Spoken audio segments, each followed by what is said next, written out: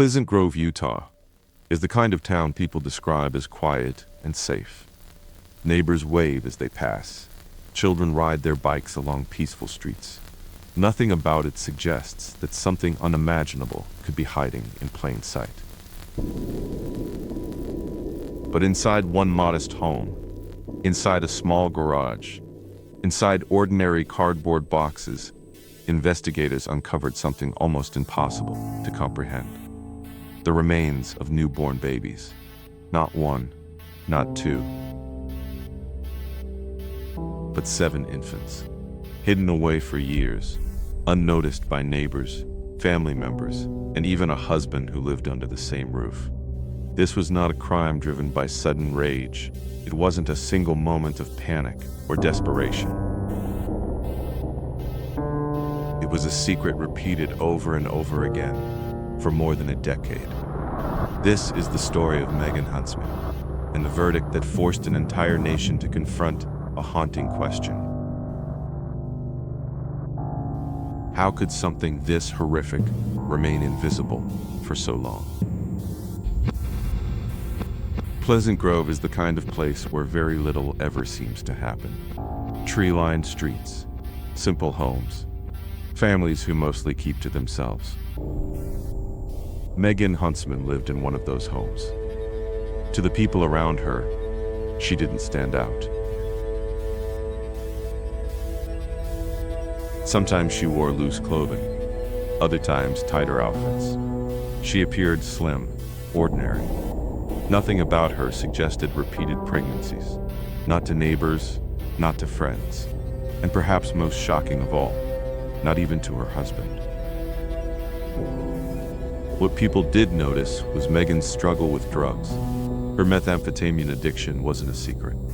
At times, she looked unwell, weak, unstable. Some neighbors worried about the children already living in the home. But no one imagined the truth that was hidden just feet away. Despite her addiction, Megan was still trusted with children. She babysat often.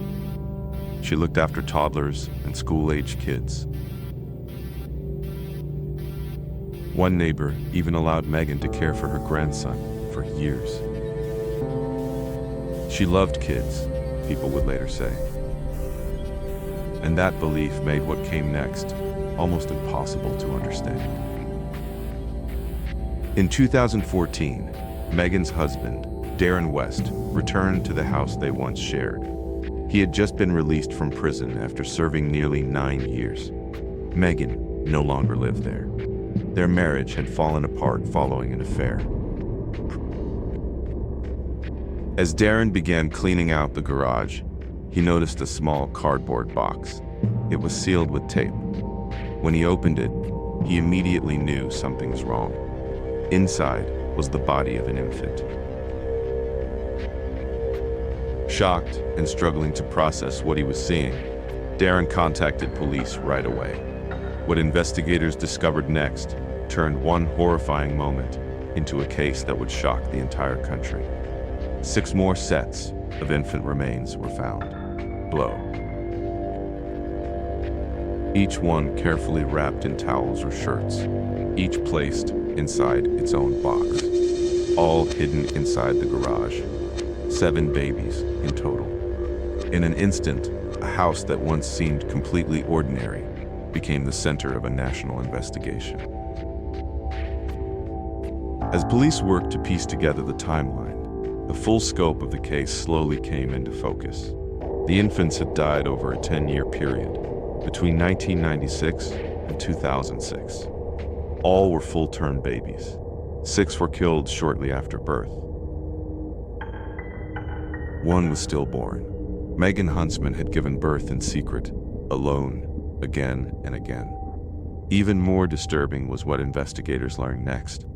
During that same time period, Megan also gave birth to children she allowed to live. One of those children was born in between the killings. Why some babies were spared while others were not is something Megan never clearly explained.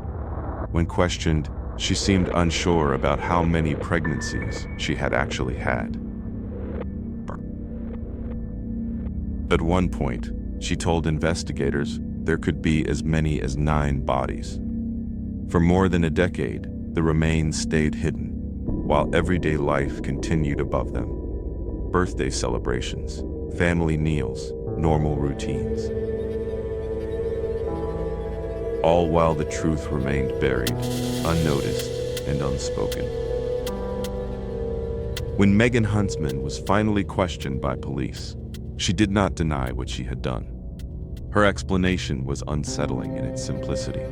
She said she was addicted to drugs and didn't want the responsibility of raising more children.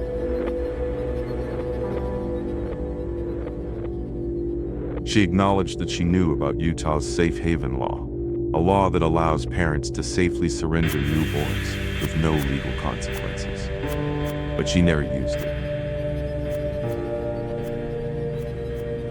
According to investigators, Megan showed little concern about the effects of drug use during pregnancy. She didn't seek medical help. She didn't ask family or friends for support. Instead, she made the same decision again and again to end each life shortly after birth. Psychiatrist Dr. Philip Resnick later classified the crime as what's known as unwanted child filicide, a rare but documented type of crime where a parent no longer sees a child as a life, but as a burden.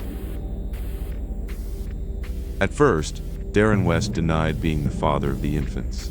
He believed Megan had been unfaithful during their marriage. But DNA testing told a different story. Every child was his. Despite that revelation, Darren was never considered a suspect.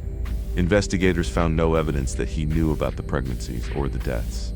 For years, he had lived in the same home, completely unaware of what had been hidden in the garage.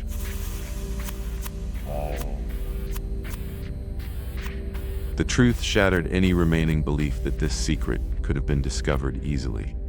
It had been hidden far too well. Megan Huntsman was charged with 6 counts of first-degree murder.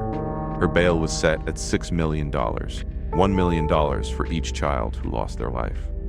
Utah's governor later called the case a tragedy and urged compassion. So, not just for the families involved, but for those struggling with addiction and untreated mental illness.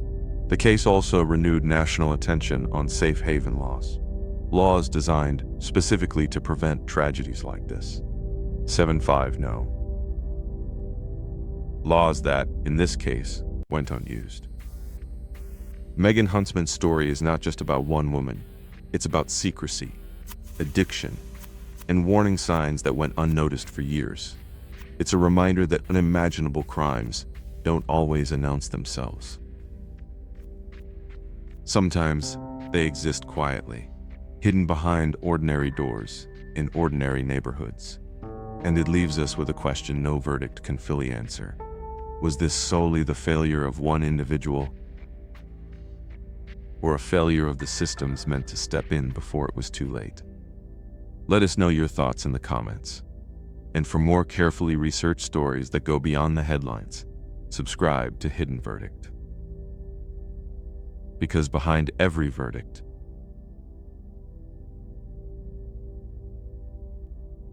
there's always more to uncover.